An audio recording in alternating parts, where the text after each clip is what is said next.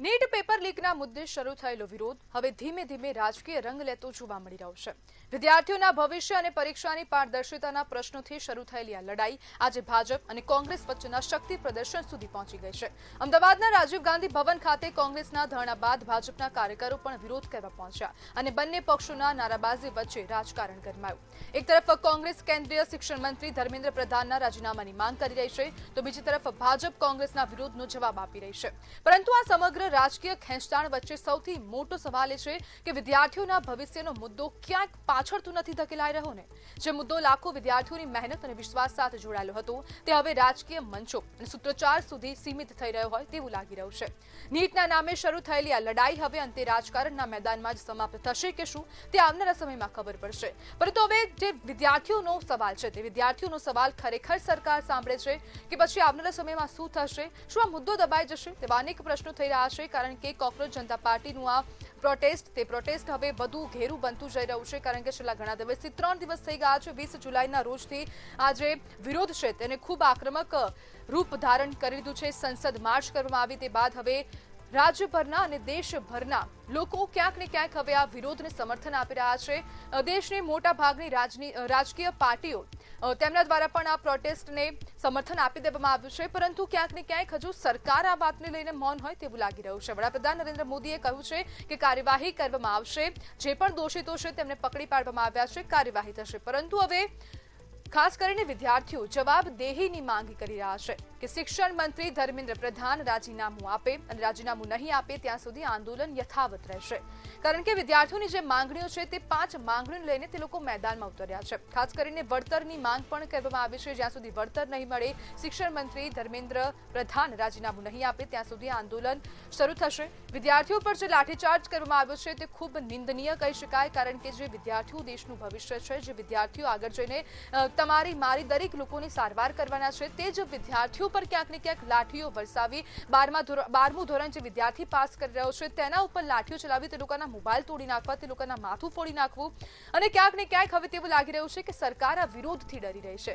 વિદ્યાર્થીઓ જ્યારે જવાબ માંગી રહ્યા છે ત્યારે વિદ્યાર્થીઓને જવાબ આપવો જોઈએ, દલીલો કરવી જોઈએ, પરંતુ બિલકુલ મૌન ન રહેવાય, કારણ કે વિદ્યાર્થીઓ દેશનું ભવિષ્ય છે। અને જો આ વિદ્યાર્થીઓ જ્યારે ચૂંટણી આવે ત્યારે વિદ્યાર્થીઓ કેમ દેશનું ભવિષ્ય બની જતા હોય છે, તેમને સામાન્ય દિવસોમાં કેમ કોઈ પ્રાથમિકતા નથી આપવામાં આવી રહી? કારણ કે 122 જેટલા પેપર લીક થયા છે અત્યાર સુધીમાં, એમાં એક પણ માં જવાબદેહી નક્કી કરવામાં આવી નથી। હવે જવાબદેહીની માંગણી વિદ્યાર્થીઓ કરી રહ્યા છે, કારણ કે વિદ્યાર્થીઓની સ્પષ્ટ માંગણી છે જ્યાં સુધી હવે શિક્ષણ વ્યવસ્થામાં સુધારો કરવામાં નહીં આવે ત્યાં સુધી આવનારા સમયમાં ક્યાંક ને ક્યાંક આવા પ્રકારની ઘટનાઓ બનતી રહેશે। ક્યાંક ને ક્યાંક હવે એજન્સીઓને નાક નથી તેવી સ્થિતિ સર્જાય છે। એજન્સીઓ દ્વારા લોકોને પકડી પાડવામાં આવ્યા છે, જે આરોપીઓ છે તેમને પકડવામાં આવ્યા છે, પરંતુ હવે આનું મૂળ ક્યાં છે, આના મૂળિયા કેટલા ઊંડા ઉતરેલા છે તેની તપાસ કરવી જરૂરી છે, કારણ કે આવનારા સમયમાં વિદ્યાર્થીઓનું ભવિષ્ય ક્યાંક ને ક્યાંક જોખમમાં મુકાવાનું છે। આપણે હાલની વર્તમાનની વાત કરી રહ્યા છે, પરંતુ ફ્યુચરની વાત કોઈ નથી કરી રહ્યું, અને વિદ્યાર્થીઓ ફ્યુચરની વાત કરી રહ્યા છે। સવાલ પૂછવો લોકશાહીમાં એક હક કહેવાય રહ્યો છે, પરંતુ એ હક ક્યાંક ને ક્યાંક સરકાર છીનવી રહી હોય વિદ્યાર્થીઓ પાસેથી તેવું સ્પષ્ટપણે લાગી રહ્યું છે। અને વિદ્યાર્થીઓ જવાબ માંગશે, સરકારને જવાબ આપવો પડશે, કારણ કે વિદ્યાર્થીઓ અને ખાસ કરીને લોકોના વોટથી લોકોએ આ સરકારને ત્યાં કેન્દ્રમાં બેસાડી છે, રાજ્યમાં પણ બેસાડી છે, અનેક રાજ્યોમાં ભાજપ સરકાર છે, પરંતુ હવે દરેક વિદ્યાર્થીઓનું સ્પષ્ટપણે કહેવું છે કે સરકારની સામે તેમને વાંધો નથી, જે શિક્ષણ વ્યવસ્થા છે તેમની સામે વાંધો છે, અને શિક્ષણ વ્યવસ્થામાં સુધારો કરવો ખૂબ જરૂરી છે। આવનારા સમયમાં જો સુધારો કરવામાં નહીં આવે તો આવા પ્રકારની ઘટના બનતી રહેશે। જે લોકોએ આ પેપર લીક કર્યું તે લોકોને ક્યાંક સજા મળશે, પરંતુ મૂળ ક્યાં ઊંડા ઉતરેલા છે, કારણ કે એક વાર જો આવા પેપર લીકની ઘટના બનતી હોય છે, પરંતુ આવનારા સમયમાં પણ જો પેપર લીકની ઘટના બનશે, 1 વાર બને, 2 વાર બને, 3 વાર બને, પરંતુ 122 પેપરો લીક થયા છે, દરેક પેપર લીક થઈ રહ્યા છે। જવાબદેહી કોની છે તે હવે એક સવાલ બની ગયો છે। સરકારની સામે સવાલ ઉઠ્યો છે। સરકાર હવે ક્યાંક ને ક્યાંક પોલીસને આગળ ધરીને વિદ્યાર્થીઓનો અવાજ દબાવવાનો પ્રયાસ કરતી હોય તેવા પ્રકારના આક્ષેપો રાજ્યમાં પણ થઈ રહ્યા છે, કેન્દ્ર સરકારની સામે પણ થઈ રહ્યા છે। રાજ્યમાં ખાસ કરીને દિલ્હીમાં જે આ પ્રોટેસ્ટની શરૂઆત થઈ ક્યાંક ને ક્યાંક હવે ગુજરાતમાં પણ તેના પડઘા પડ્યા છે. ગુજરાતમાં આજે પણ વિરોધ પ્રદર્શનો યોજાવાના છે. સાંજે 6 વાગે યુનિવર્સિટી ખાતે પણ આ વિરોધ થવાનો છે.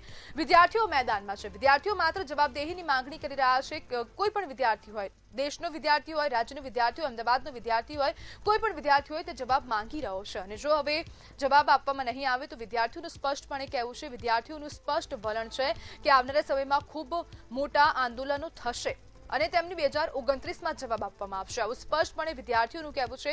વિદ્યાર્થીઓ સ્પષ્ટપણે માંગણી કરી રહ્યા છે કે માત્ર અમને જવાબ આપો, અમને આશ્વાસન જોઈએ છે, પરંતુ આશ્વાસનની જગ્યાએ વિદ્યાર્થીઓને ક્યાંક ને ક્યાંક દંડા પડ્યા છે. દંડાથી માર મારવામાં આવ્યો છે.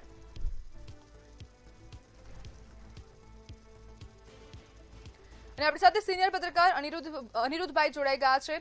અનિરુદ્ધભાઈ, હવે ભાજપ કોંગ્રેસ સામસામે આવી ગઈ છે.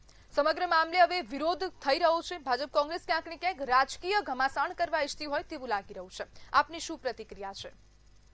તમે ગઈકાલનો બનાવ તમને યાદ જ હશે કે જે રાહુલ ગાંધી પીએમ મોદીના નિવાસ સ્થાને જે આંદોલન કરવા જાય છે અને ત્યારે કે આજે ભાજપને લાગી આવ્યું કે અમારા પીએમના નિવાસ સ્થાને કેમ ગયા, એને લઈને સમગ્ર દેશની અંદર કોંગ્રેસના કાર્યાલયોમાં આજે મોટી સંખ્યામાં ધરણા કરી, સૂત્રોચ્ચાર કરીને એક માહોલ કે આખો માહોલ છે એ બદલી લેવામાં આવ્યો. તમે જુઓ કે અત્યાર સુધી છેલ્લા 32 દિવસથી ભાવિ વિદ્યાર્થીઓ જે જંતર મંતર ઉપર આટલા દિવસથી ધરણા કરે છે, ભૂખ હડતાળ કરે છે, ત્યાં કોઈ નેતાઓ નથી જતા ભાજપના કે કોઈ.